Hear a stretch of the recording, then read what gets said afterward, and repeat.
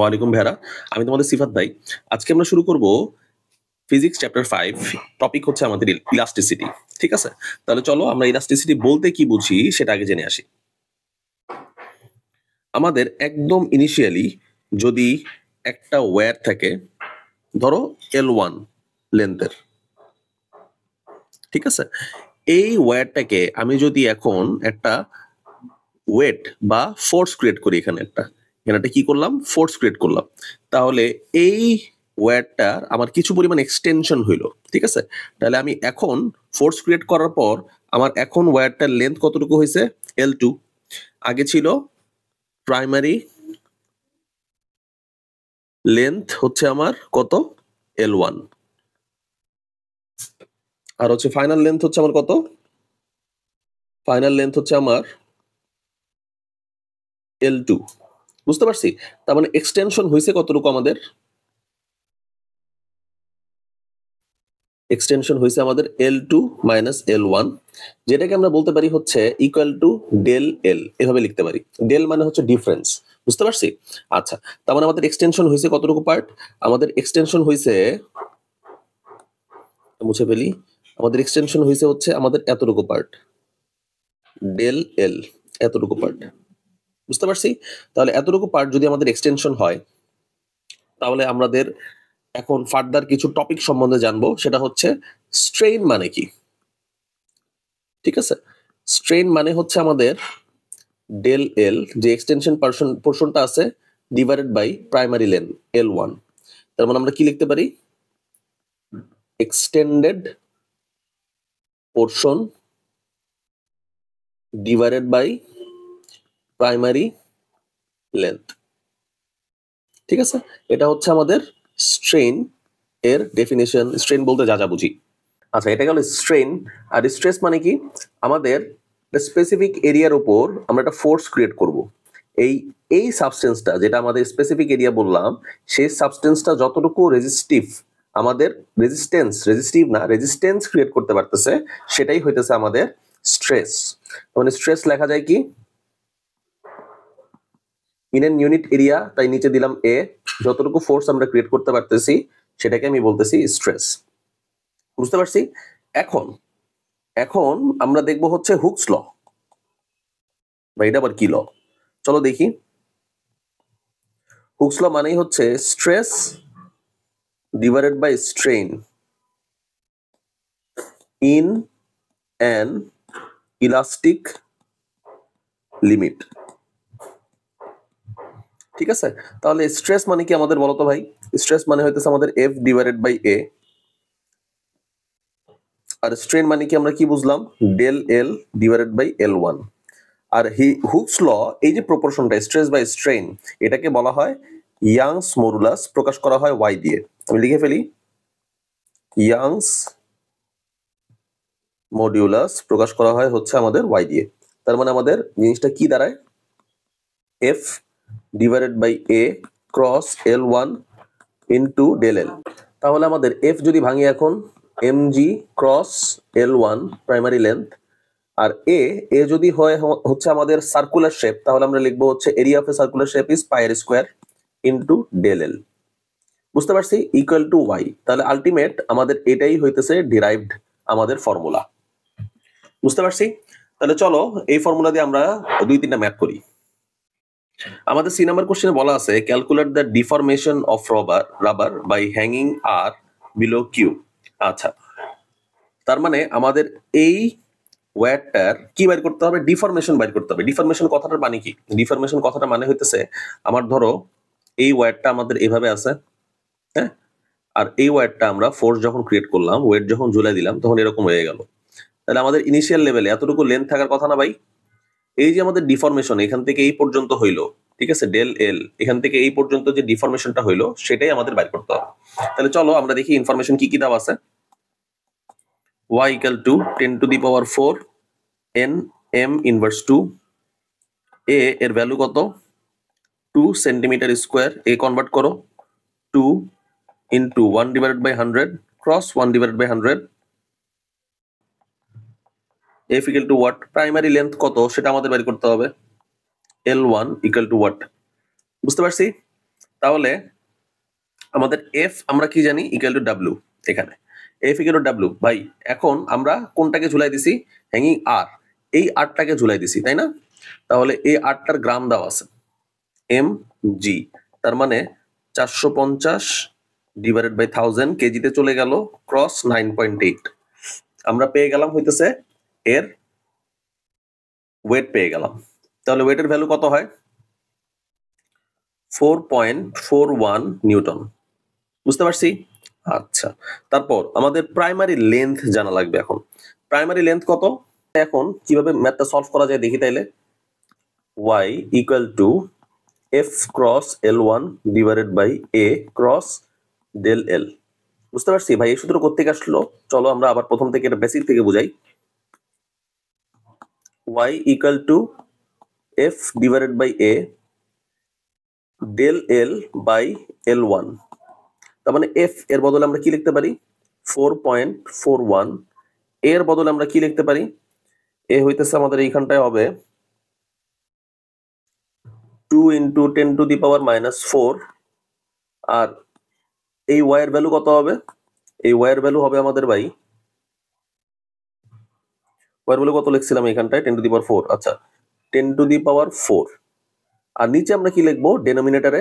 ডেনোমিনেটরে আমাদের যেহেতু L1 ও দেওয়া নাই, ডেল L ও দেওয়া নাই, আমরা ডিরেক্ট লিখে ফেললাম ভাই স্ট্রেন।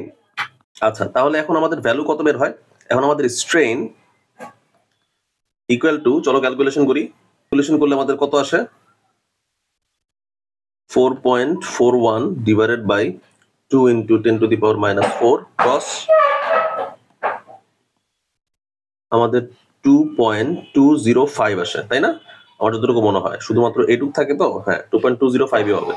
তার মানে আমাদের স্ট্রেন হইতেছে 2.205। স্ট্রেন মানে কি? Del L divided by L1। তার মানে আমাদের এইটুক বাইর করাই এনাফ। আমাদের ইনিশিয়াল যদি লেন্থ দেওয়া থাকতো এখানে, তাহলে আমরা অ্যাকচুয়াল ডিফরমেশনটা পাইতাম যে ভাই কতটুকু পোর্শন আমাদের এক্সটেন্ড করছে। কিন্তু যেহেতু আমাদের অ্যাকচুয়াল প্রাইমারি লেন্থ দেওয়া নাই, তার মানে আমাদের স্ট্রেন বাইর করতে পারলেই এখানে এই কোশ্চেনটা শেষ হয়ে যাবে। আমরা কি লিখবো?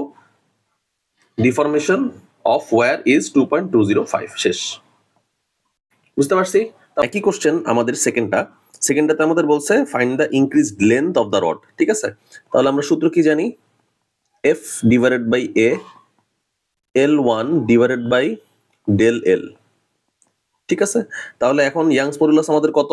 ইয়াংস মডুলাস হচ্ছে 2.35 10⁻11 ইকুয়াল টু আমাদের এরিয়া কত, ফোর্স কত, সব বের করি। ফোর্সের জন্য 20 কেজি দেওয়া আছে, 20.9.8। ঠিক আছে, তাহলে আমাদের এফ বাইর হয়ে গেল L1। প্রাইমারি লেন্থ আমাদের কতটুকু? প্রাইমারি লেন্থ হচ্ছে L0। আমরা এটাকে L1 দিয়েও রিপ্রেজেন্ট করতে পারি, L0 দিয়েও রিপ্রেজেন্ট করতে পারি। বুঝতে পারছি? আচ্ছা, তাহলে এটা হচ্ছে আমাদের 6 মিটার। আমাদের এ কত? এ হচ্ছে আমাদের 1 মিলিমিটার স্কোয়ার। তার মানে 1 মিলিমিটার স্কোয়ার যদি হয়, তাহলে আমরা এটাকে কি লিখতে পারি? 1 ডিভাইডেড বাই 1000। এই ভাই 1 ডিভাইড বাই 1000 কেন লিখলাম আমরা? চলো এটা ভালো মতো দেখাই।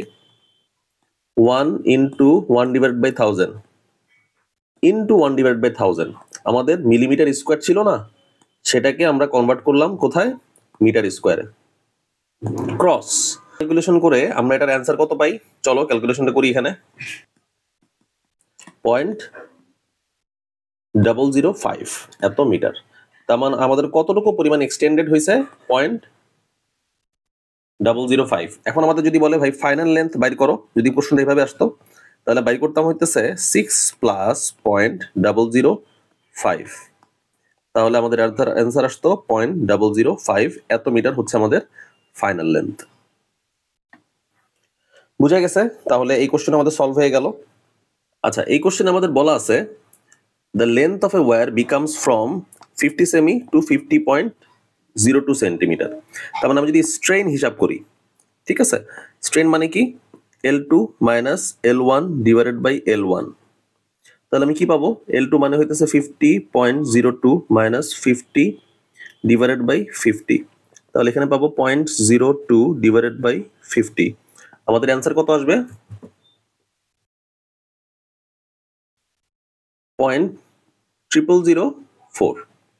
ঠিক আছে, 0.0004 হচ্ছে আমাদের স্ট্রেন আসলো। স্ট্রেনের কিন্তু কোনো ইউনিট আমি লিখি নাই, কারণ স্ট্রেনের কোনো ইউনিট থাকে না। By applying force along its length, আচ্ছা তার মানে আমাদের ফোর্স জানা লাগবে, বুঝতে পারছি। আচ্ছা আমাদের প্রশ্ন কি জিজ্ঞেস করছে, find the strain in scenario 2। আচ্ছা আমাদের ফোর্স জানা লাগবে না, আমাদের শুধুমাত্র স্ট্রেনই বাইর করতে বলছে, বুঝতে পারছি। এখন আমি এখান থেকে দেখো তো, কোশ্চেনটা তো খুব ইজি আসছে তাই না। আমি এখান থেকে যদি কোশ্চেনটা একটু পেঁচাই দিই তাহলে কেমন হয়। আমি বললাম 20 KG force if applied then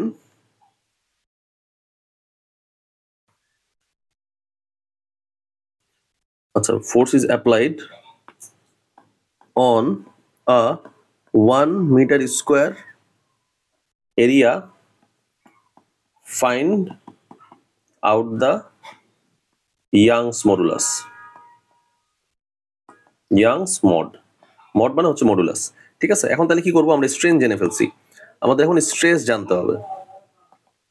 stress মানে হইতেছে F ডিভাইডেড বাই A, তার মানে হইতেছে আমাদের 20 cross 9.8 divided by 1 metre square দিছি, যাতে আমাদেরকে এটা কোনো কাজে না লাগে। 20 ইন্টু 9.8, তার মানে আমাদের 196 আসতেছে এখানে স্ট্রেস, আর স্ট্রেন আসতেছে এত, তার মানে আমাদের ভ্যালু হবে, স্ট্রেন আসতেছে আমাদের এত, তার মানে আমাদের ভ্যালু হবে 0.1234,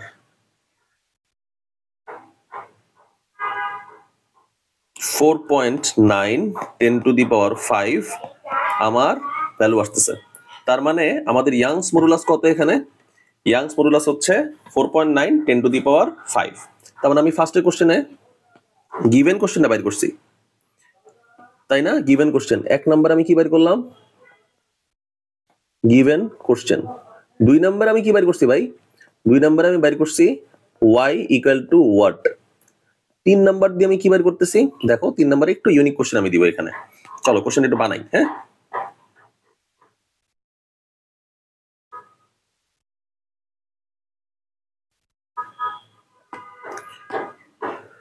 কোশ্চেন আগের মতোই আমি ফোর্স দিলাম 196 নিউটন, এরিয়া হচ্ছে আমার 1 মিটার স্কোয়ার দিলাম, আর হচ্ছে আমার এইখানটা আর কি দেওয়া যায় ভাই বলো তো, আর হচ্ছে এইখানটায় আমার হ্যাঁ লেন্থ, প্রাইমারি লেন্থ আমাদের কত 1 মিটার, আর আমার 2% হ্যাজ বিন ইনক্রিজড। আচ্ছা প্রাইমারি লেন্থ আমরা 1 মিটার না দিয়ে 2 মিটার দিই, আচ্ছা 5 মিটারই দিই, প্যারা নাই, ইনক্রিজড, ঠিক আছে। Then find out the Young's modulus, then y equal to what, ঠিক আছে। এখন কিন্তু আমি বলি নাই কতটুকু আমাদের লেন্থ এক্সটেন্ড করছে বা ইনক্রিজড হইছে। তাহলে এই কোশ্চেন আমরা কেমনে সলভ করব, তাহলে চলো y equal to f divided by a divided by L2 minus L1 divided by L1, তাই না। সূত্র তো আমার এটাই। তাহলে f এর ভ্যালু কত, f এর ভ্যালু 196 ডিভাইডেড বাই 1, তাহলে আমার লেখা যায় কি 196ই লিখি ভাই, এত প্যারা নেওয়ার দরকার নাই। লেন্থ আমাদের কত, L2 আমাদের কত হইলো ভাই, L2 তোর হিসাব জানি না, কিন্তু L1 এর হিসাব হইতেছে আমাদের 5 মিটার, আর এখানে 5 লিখলাম। L2 তো আমরা জানি না, তাই L2 এর জায়গায় রাখলাম। ইয়াংস মডুলাস বাইর করতে বলছে, এটাই হইতেছে আমাদের বাইর করতে হবে। তাহলে অবশ্যই আমাদের L2 না জানলে আমরা এখানে y বাইর করতে পারতেছি না। তার মানে আমাদের L2 এর ভ্যালু কি হবে, চলো L2 এর ভ্যালু এখান থেকে এক্সটেন্ড করা যাবে। আমাদের L2 যেহেতু 2% ইনক্রিজ হইছে, ঠিক আছে। 2% ইনক্রিজ হওয়ার মানেটা কি, 2% ইনক্রিজ হওয়ার মানেটা হইতেছে আগে আমাদের লেন্থ ছিল 5 মিটার, এখন এই 5 অফ 2% ইনক্রিজ হইছে, বুঝা গেছে। তাহলে আমাদের L2 কত, L2 হচ্ছে আমাদের 5 প্লাস 5 ক্রস 2 ডিভাইডেড বাই 100, তার মানে আমাদের অ্যান্সার আসবে এখানে 5 প্লাস 0.1, তাই না। তাহলে 5.1 হচ্ছে আমাদের ফাইনাল লেন্থ, বুঝা গেছে। তার মানে আমরা 5.1 যদি এখানে বসাই দেই তাহলে এখানে কত পাবো,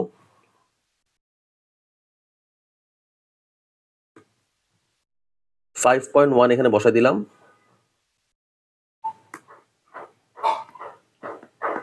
তাহলে এখন চলো আমরা বাইর করি 0.1 ডিভাইডেড বাই 5, তাই না? 196 ডিভাইডেড বাই 0.02, আমাদের ইয়াংস মডুলাস আসতেছে কত? 9.8 10⁻³ আমাদের ইয়াংস মডুলাস হচ্ছে এটা। বুঝতে পারছি? আমাদের 2% হ্যাজ বিন ইনক্রিজড মানে কি? ফাইনাল লেন্থ যদি 2% ইনক্রিজড হয়, তার মানে আমাদের যে প্রাইমারি লেভেল লেন্থের ছিল তার 2% ইনক্রিজড হয়েছে। প্রাইমারি লেন্থ যদি আমাদের 100 থাকতো, তাহলে আমরা ক্যালকুলেট এভাবে করতাম 100 অফ আমাদের 2%। বুঝা গেছে? আচ্ছা, এটাই হচ্ছে আমাদের ইলাস্টিসিটি এর ম্যাথ। ইলাস্টিসিটি এর বাইরে আর কোনো সাধারণত ম্যাথ আসে না। তোমরা যদি ইলাস্টিসিটির ম্যাথ এই পর্যন্ত কভার আপ করতে পারো তাইলেই এনাফ। আরেকটা ম্যাথ সাধারণত আসে, কার ইয়াংস মডুলাস বেশি। তোমাদের দুইটা সিনারিও দেওয়া থাকবে, তোমাদের দুইটা সিনারিও থেকে y1 আর y2 বাইর করতে হবে। বুঝতে পারছি? যার ইয়াংস মডুলাস বেশি সে বেশি ইলাস্টিক। ইলাস্টিক সে যে কোনো শক্ত সামর্থ্য কাজে, যে কোনো মনে করো ধরো আমাদের ধরো খাট বানাইতে, তারপর হচ্ছে তোমার এই ল্যাপটপ হোল্ডার বানাইতে শক্ত সামর্থ্য জিনিসই তো লাগবে, একটু ভার বহন করা জিনিস লাগতে হবে, তাই না? সেগুলা সেই ইলাস্টিক জিনিসই আমাদের ইউজ করতে হবে যার ওয়াই এর ভ্যালুটা বেশি, যদি এরকম কন্ডিশন হয়। বুঝতে পারছি? এর বাইরে সাধারণত আর কোশ্চেন আসে না। আর আমি যে কোশ্চেনটা বললাম, কার ইলাস্টিসিটি বেশি, কার কে বেশি ইলাস্টিক, কোনটা কোন কাজে ব্যবহার করা হবে, এই কোশ্চেন খুবই হার্ডলি আসে, বোর্ডে সাধারণত খুব কমই আসে বলতে গেলে। তাহলে ভাইরা আজকে এই পর্যন্তই। ভালো মতো প্রিপারেশন নাও, ভালো থেকো, আল্লাহ হাফেজ।